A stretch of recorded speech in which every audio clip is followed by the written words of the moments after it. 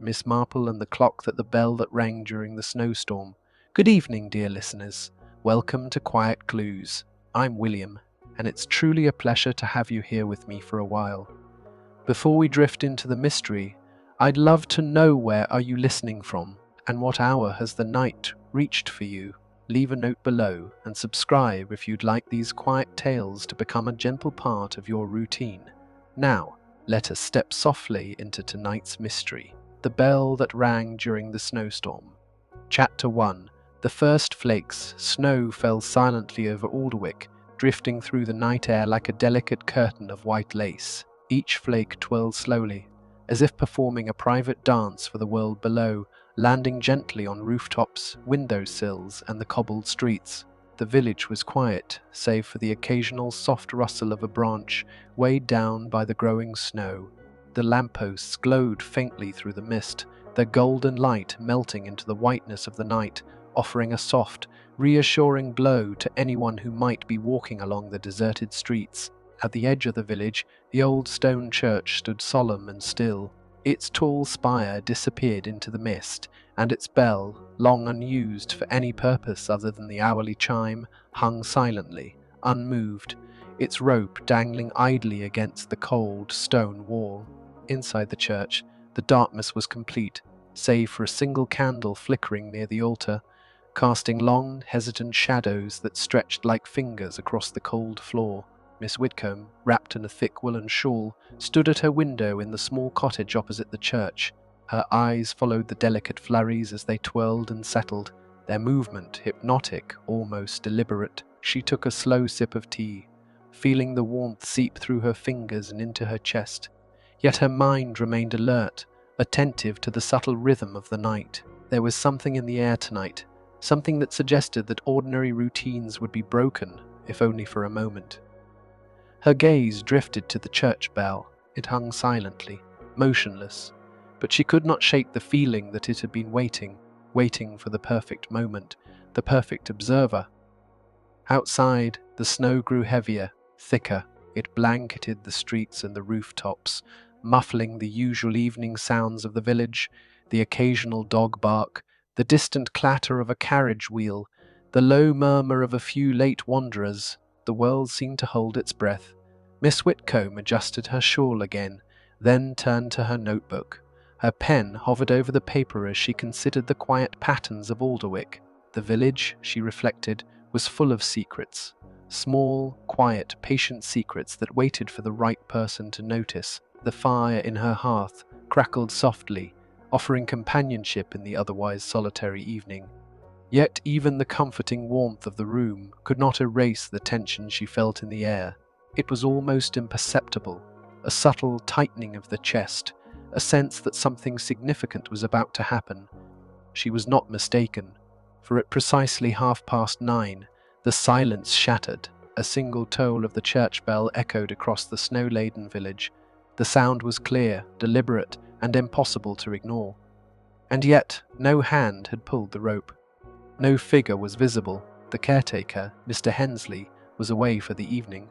The village itself remained unaware. Miss Whitcomb's pen moved at last, sketching the moment in careful detail, noting the exact time and the direction the sound had carried. Her mind worked quietly, tracing invisible threads between the bell, the drifting snow, and the hush that had fallen over Alderwick. Every detail mattered, every shadow held a story, and she knew that tonight the first page of a new mystery had been written. The snow continued to fall, thicker now, layering the village in soft white silence. The lanterns flickered against the swirling snow, their warm light almost trembling, as though uncertain of how to illuminate this unexpected disturbance. Miss Whitcomb listened, not to the bell, that had rung and faded, but to the quiet whispers of the night, the creak of timber in the wind, the soft scraping of snow against a shutter, the distant sigh of the frozen river. Each sound was a clue, if one knew how to hear it. She felt the weight of anticipation settle over her shoulders, a slow, steady pressure that demanded patience, careful observation, and attention to detail. Tonight Alderwick had spoken, and Miss Whitcomb, ever attentive, had already begun to listen. Chapter 2. Footsteps in the snow. Morning arrived, pale and cold.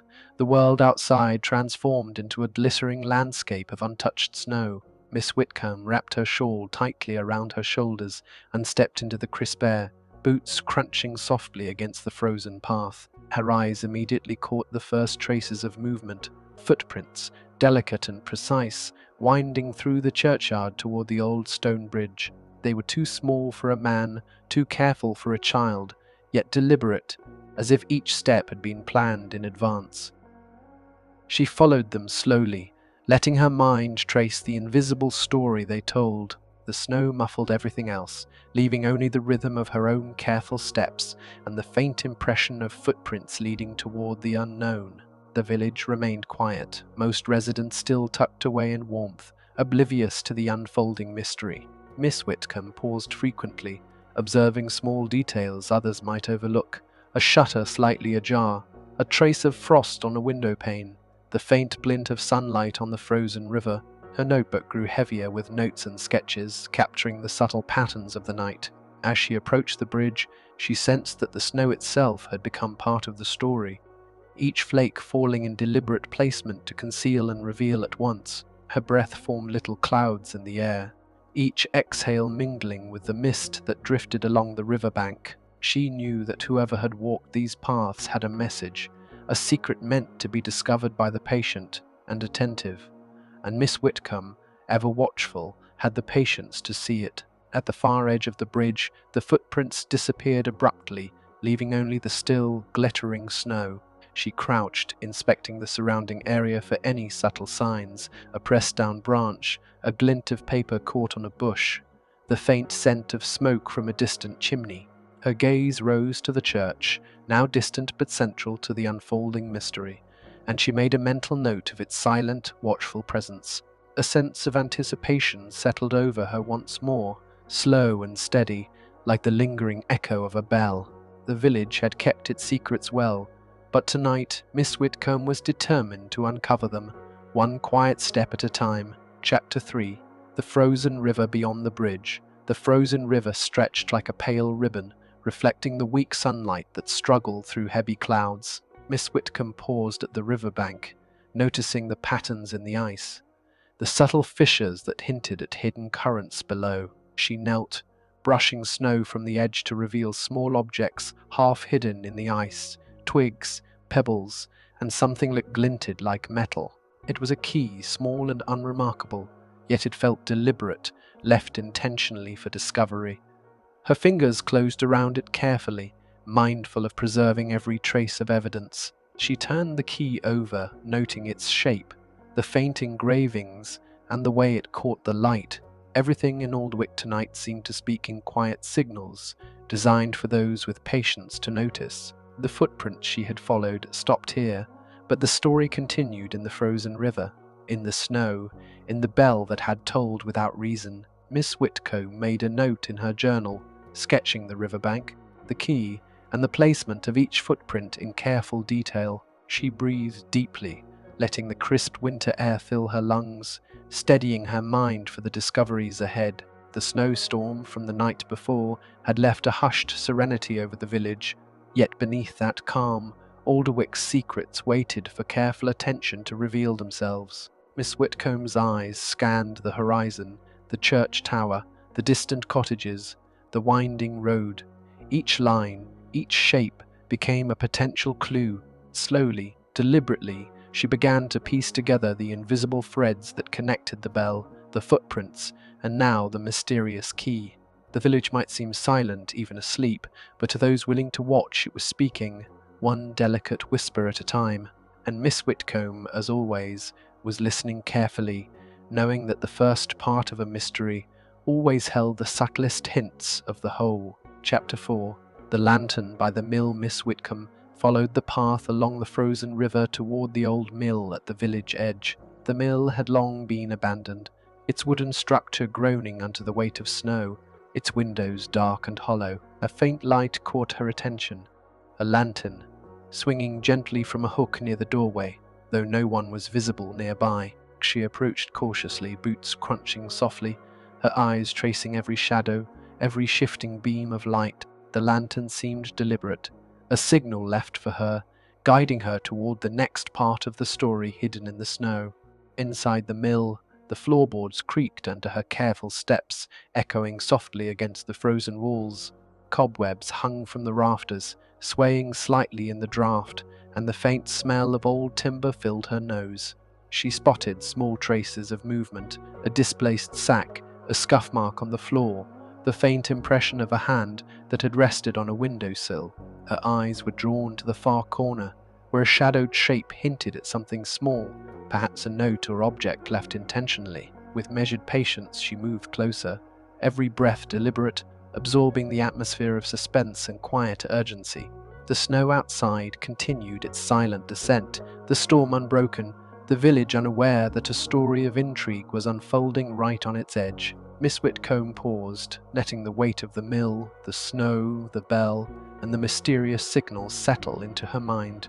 Each element was connected, she knew. She only had to follow them carefully, patiently, and without haste.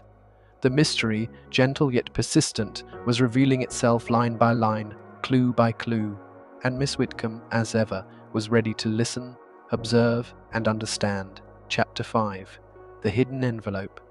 At the far corner of the mill, under a loose floorboard, Miss Whitcomb discovered a small, yellowed envelope. The paper was brittle, edges fraying, and the seal, though cracked, bore the impression of a bell. Carefully, she lifted it, noting the faint scent of aged ink and wax. Her hands trembled ever so slightly, not from fear, but anticipation. The envelope contained a single folded note, written in a careful, deliberate hand. For those who noticed the quiet first, the story continues. She read the words slowly, letting each phrase resonate in the silent mill. Outside, the wind rustled through the broken windows, carrying flakes of snow that brushed against her shawl. She placed the note gently into her coat pocket, determined to follow the trail further, knowing that each discovery was part of a carefully orchestrated path.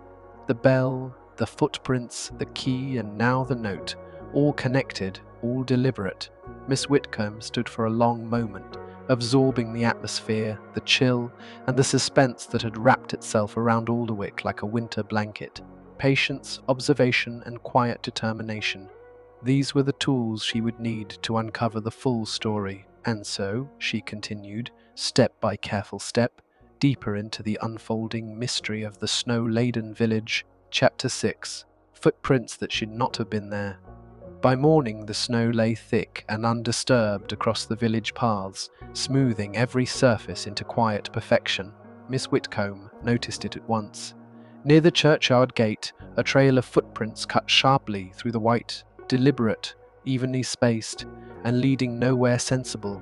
They began at the bell tower, and they ended abruptly. She stood still, hands folded, studying the marks as one might study a sentence written too quickly. No signs of return, no stumble, no hesitation, only a clean disappearance, as though the walker had simply decided to cease existing. The villagers murmured among themselves, offering explanations that comforted rather than convinced. A fox, perhaps, or a wandering traveller who had turned back unseen. Miss Whitcomb said nothing. She knelt slowly, touching the edge of a footprint with her gloved finger. The snow inside was compressed, not scattered. Pressed by intention, whoever had walked here had known exactly where they were going, and exactly when. She rose again, eyes drifting toward the bell tower, now silent and snow-draped. Whatever had rung the bell the night before had not been an accident.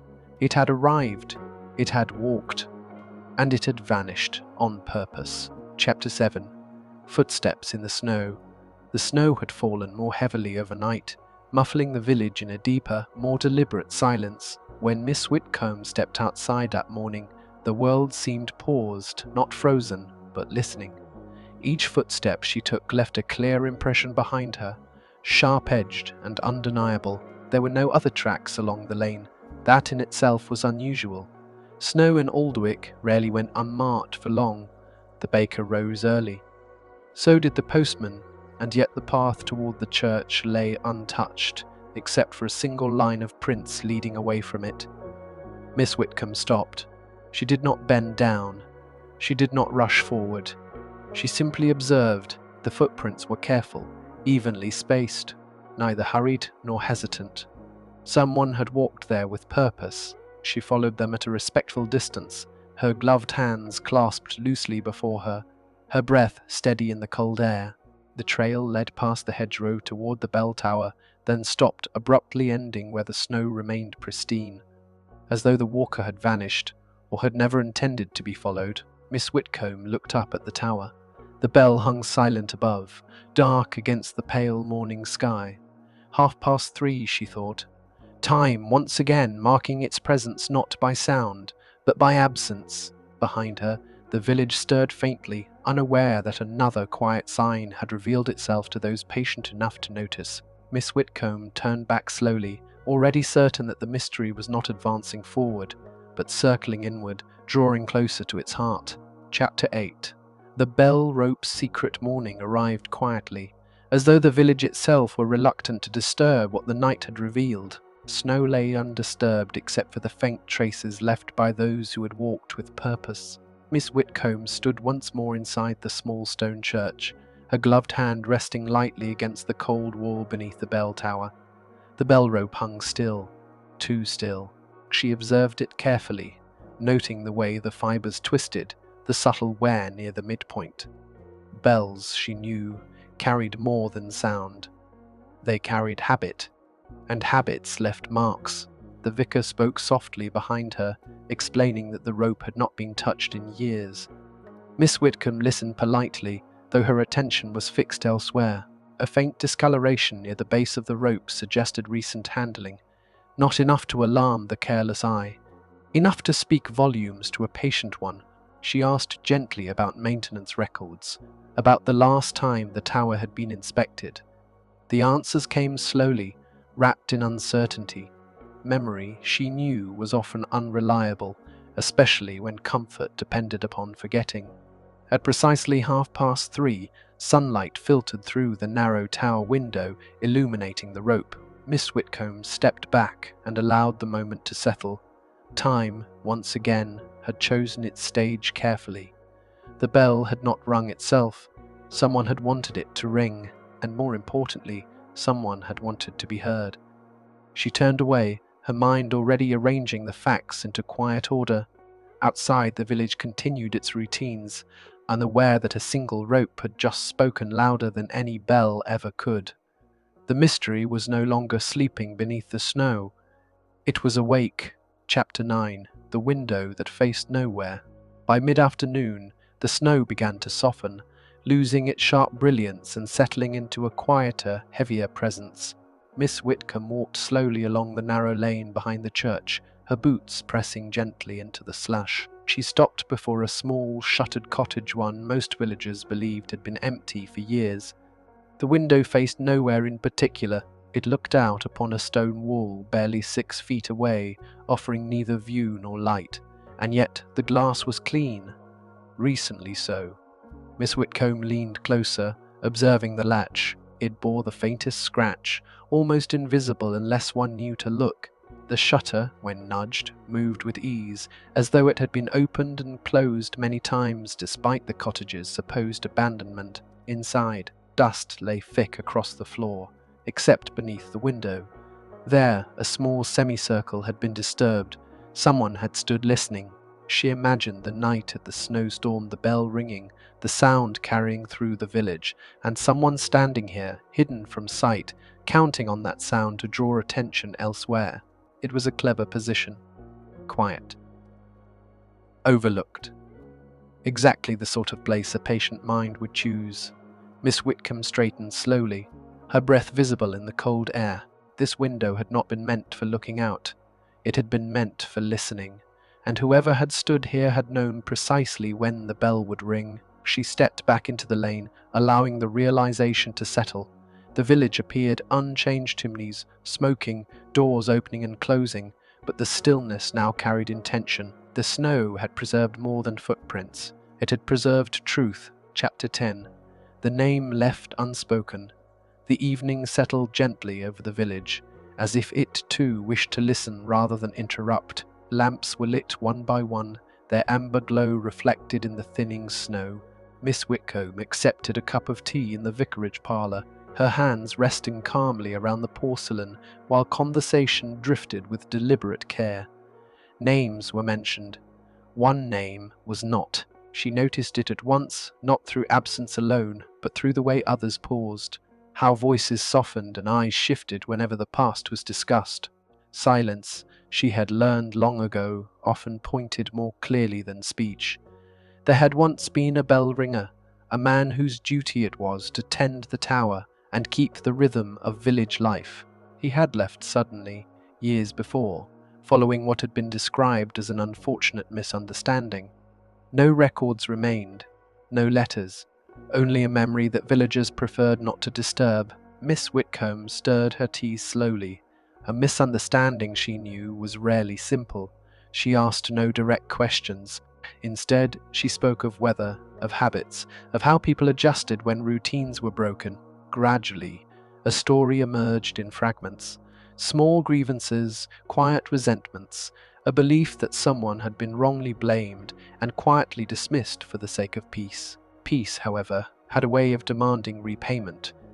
As she rose to leave, Miss Whitcomb glanced once more toward the church tower, now silhouetted against the darkening sky. The bell remained silent, but its echo lingered. The name left unspoken was no longer absent in her mind. It had found its place quietly among the others. And with it came motive. Chapter 11. The bell ringer's habit morning returned with a brittle clarity. The snow, now trampled and thinning, revealed what the night had concealed. Miss Whitcomb walked the familiar paths once more, not searching for what was new, but for what repeated itself. Habits, she believed, were the truest confessions. She paused near the church gate, watching villagers pass. Some glanced toward the tower without thinking. Others avoided it entirely. One man, however, slowed just enough to be noticed, then looked up, as though expecting something that never came. Miss Whitcomb followed at a respectful distance. He stopped beside the old notice board, adjusting his scarf, then checked the time. Not his wristwatch, there was none but the position of the sun against the church stone. It was an old way of telling time, a way learned before clocks became common. She recalled what little had been said of the former bell ringer. He had been punctual, meticulous, known for ringing the bell not merely on schedule, but with feeling 3 measured pulls, a pause, then a final gentle call. Villagers had once said they could tell the hour by his hand alone. At 3:30, the man by the notice board shifted his weight. Nothing happened. The disappointment was brief but unmistakable. Miss Whitcomb did not approach him. She did not need to. The habit had spoken clearly enough. Whoever rang the bell during the snowstorm had done so not to cause alarm but to complete something unfinished. A routine interrupted years ago. She turned away, her conclusion settling with quiet certainty. The mystery was no longer about who could have rung the bell. It was about why it had waited so long. Chapter 12. The snow that remembered the snow had thinned to a quiet residue along the hedges and stone walls, but Miss Whitcomb knew better than to dismiss it. Snow, like memory, lingered in places one did not expect. She walked slowly along the path behind the bell tower, where shadows stretched longer than they should have. There, near the low wall, the ground bore faint impressions. Not fresh, not old enough to vanish. Someone had stood here during the storm, remaining long enough for the snow to compress beneath steady weight.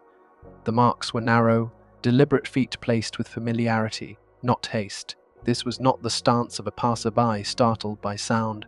It was the stance of someone waiting. Miss Whitcomb crouched carefully, gloved fingers tracing the outline without disturbing it further. She noted the angle, the distance from the tower door, the clear line of sight to the rope window above. Everything aligned with quiet intention. She straightened and allowed herself a moment of stillness. The village breathed around her doors closing, kettles boiling, conversations resuming. Yet this place remained untouched by ordinary life. The snow had remembered what the people tried to forget. She glanced once more toward the tower, imagining the bell's echo cutting through the storm, not as a warning, but as a reminder, a signal sent backward through time as much as outward through space. Miss Whitcomb resumed her walk, her conclusions no longer tentative. The bell had rung because someone believed the past still had a voice, and they had been right. Chapter 13. A Debt of Silence. The truth, Miss Whitcomb reflected, was rarely hidden by lies. More often it was buried beneath politeness. She spent the afternoon moving gently through the village, exchanging small courtesies, listening more than she spoke. Every conversation, however ordinary, carried the same careful restraint. No one spoke unkindly of the former bell ringer. That, she found, was telling. They spoke instead of weather, of harvests past, of how things had changed for the better. Improvement, Miss Whitcomb knew, was a word often used when guilt had been neatly folded away. The village had chosen harmony over fairness, and in doing so had incurred a debt. At the edge of the green, she stopped beside an elderly woman feeding crumbs to the birds. The woman's hands trembled slightly, not with age, but with hesitation. Miss Whitcomb waited. "It was easier," the woman said at last, not looking up. "To let him go, easier for everyone." Miss Whitcomb nodded gently. "Easier rarely means finished," she replied. The woman's eyes filled, though no tears fell. She spoke of a quiet accusation, of a missing sum of money later found misplaced, of an apology never offered because too much time had passed. The bell ringer had left that very week, carrying silence with him. As Miss Whitcomb walked away, the weight of the village's unspoken agreement settled fully into place. The bell had rung not in anger, but in remembrance, a reminder of a debt unpaid. Chapter 14. The bell meant to be heard.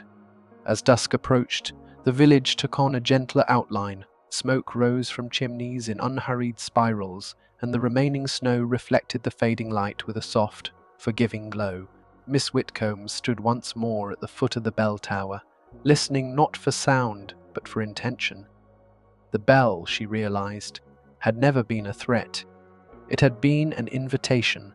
Those who feared it had assumed accusation, those who ignored it had hoped for forgetfulness. But to the one who rang it, the bell had been a final, careful gesture meant to gather attention without demanding it.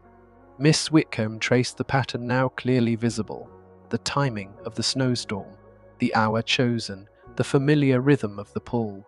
Each element was deliberate, crafted to echo memory rather than disrupt peace. She imagined the former bell ringer returning under cover of weather, not to confront, but to be acknowledged, to let the village hear what it had chosen not to say aloud. Inside the tower, she placed her hand lightly upon the rope, feeling the weight of it settle. Bells were not rung in anger, she thought, but in faith that someone, somewhere, would listen. Outside, footsteps approached. The man from the notice board stopped a respectful distance away. No words passed between them. None were needed. Miss Whitcomb stepped back, allowing the truth its space. The bell had rung because it had been meant to be heard. Chapter 15. The Apology That Never Came. The village gathered the next morning without intending to. It happened gradually, one door opening after another. A pause at the green. A shared glance that lingered longer than usual. Miss Whitcomb observed from a bench beneath the bare-limbed tree, her presence unobtrusive, her attention exact. Someone spoke first. Not loudly, not formally. It was a simple admission, offered without defense. A memory corrected, a certainty withdrawn. Others followed, each adding a small truth, a detail long held back. The story of the bell ringer emerged not as scandal, but as absence of fairness, of courage, of apology. Miss Whitcomb listened, hands folded, allowing the words to find their own order. She knew apologies could not travel backward in time, but acknowledgement could still move forward. At 3:30, the church bell remained silent. And yet, something shifted. The man who had lingered by the notice board stepped forward. He did not claim innocence. He did not demand recognition. He spoke only of duty of a job done carefully, of a life shaped by routine, of the quiet injury of being dismissed without hearing. Miss Whitcomb met his gaze briefly, then looked away, granting him privacy even in resolution.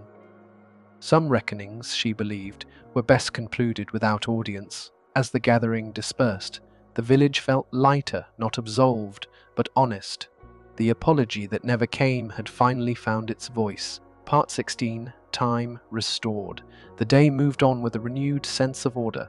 Shops reopened, conversations resumed, and the quiet rhythm of village life found its familiar pace once more.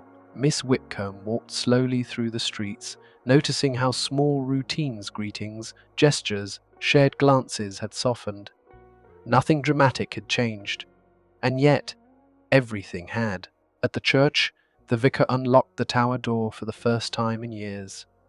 Dust lifted gently as light filtered in. Miss Whitcomb watched as the rope was examined, not as evidence, but as a tool returning to purpose. The bell above remained still, but its silence felt different now, no longer expectant, simply at rest. She reflected on the hour that had bound the mystery together. 3:30 had not been chosen to disturb, but to restore balance. Time, after all, had a way of circling back to what was left unfinished. Outside, the former bell ringer stood briefly at the gate. He did not enter. He did not need to. His presence alone was enough to mark closure. Miss Whitcomb inclined her head, acknowledging the moment without ceremony. Some endings required no announcement. As she continued her walk, the village clock chimed the hour clear, steady, untroubled. Time, at last, had been restored. Chapter 17. What the village learned in the days that followed. Alderwick returned to its accustomed quiet, though with a subtle difference that only the observant might notice. Conversations paused a little longer. Doors were held open a little wider. People listened more carefully than before. Miss Whitcomb recognized the change at once. The village had learned something, not loudly, not publicly, but deeply. She sat one afternoon by the window of the small sitting room where she was staying, watching snow melt drip steadily from the eaves. Each drop fell with purpose, neither hurried nor delayed. It reminded her of the way truth revealed itself when given time. The bell ringer passed by the window once, nodding politely as he went. There was no bitterness in his expression now, only a quiet acceptance. He had not regained what was lost, but something gentler had taken its place. Recognition. Miss Whitcomb reflected that villages, like people, carried long memories. They could forget details, rearrange events, soften edges, but they never entirely forgot how a wrong had felt. The bell had reminded them, not with force, but with patience. As evening settled, she gathered her things, preparing to move on. Alderwick no longer needed her attention. The lesson had been received. Some mysteries she knew were solved not by exposure, but by understanding. Chapter 18. The Bell at Rest. The morning Miss Whitcomb chose to leave arrived without ceremony. Frost traced the edges of the fields, and the sky held a pale, thoughtful blue. She paused once more at the church gate, as though saying goodbye not to a place but to an idea. The bell did not ring. It did not need to. She stood for a moment, listening to the ordinary sounds of the village, the scrape of a broom, the distant call of a bird, the soft closing of a door. These were the sounds the bell had once governed, and now they moved freely again, untroubled by unfinished business. Inside the tower, the rope hung neatly coiled. It had been cleaned, tended, and left alone. Miss Whitcomb approved. Objects she believed deserved rest after fulfilling their purpose. As she turned away, she felt no sense of loss. The mystery had not ended with exposure or punishment, but with balance restored. The past had been acknowledged, and the present allowed to continue without strain. The bell had spoken when it was needed. Now it was silent by choice. Miss Whitcomb walked down the lane, her steps unhurried, her thoughts settled. Alderwick faded gently behind her, carrying its lesson forward in quieter ways. Some stories concluded not with a final sound, but with a lasting calm. Chapter 19. The quiet after truth. Alderwick settled into an evening unlike any other, though nothing outward marked it as special. Lamps glowed behind curtains, meals were prepared, and the soft murmur of conversation drifted through open windows. Yet beneath it all lay a shared awareness, gentle but unmistakable. The village had been heard, and it had listened. Miss Whitcomb spent her final night seated by a small fire, hands folded, her thoughts unhurried. She reflected not on the bell itself, but on what followed its ringing. Truth, she knew, was often less dramatic than imagined. It did not shout. It did not accuse. It arrived quietly, stayed briefly, and altered everything. The bell ringer remained absent from conversation, now not through avoidance, but because his story no longer needed repetition. It had been understood. That, Miss Whitcomb believed, was the true conclusion of any mystery. Outside, the snow had fully melted, leaving the ground bare and honest. Footprints had vanished, but their meaning remained. The village had moved forward without denying where it had been. Miss Whitcomb closed her eyes for a moment, listening to the soft crackle of the fire. There was no bell in the distance, only peace. And sometimes, she thought, peace was the clearest answer of all. Chapter 20. When the village slept again. The final morning dawned quietly, as though the village itself wished to preserve the calm it had earned. Miss Whitcomb prepared to depart without ceremony, her belongings modest, her manner unchanged. She paused at the threshold, taking one last look at Alderwick as it truly was, not mysterious, not troubled, but human. The church stood steady in the pale light. The bell remained silent, and yet everything felt complete. Miss Whitcomb reflected that mysteries did not always end with answers spoken aloud. Some concluded through understanding shared quietly, absorbed over time, and carried forward without need for reminder. Alderwick would remember, not the ringing of the bell, but why it had rung. As she walked away, the village resumed its gentle rhythm. Children's voices drifted faintly on the air. Doors opened. Life continued, unburdened. The bell no longer governed the hour. Time did. Miss Whitcomb did not look back. She never did. The work was finished, and the lesson belonged to those who remained. And so, as the village slept once more beneath ordinary days and passing seasons, the story settled into memory quietly, patiently, exactly where it belonged. The mystery was over. The calm endured.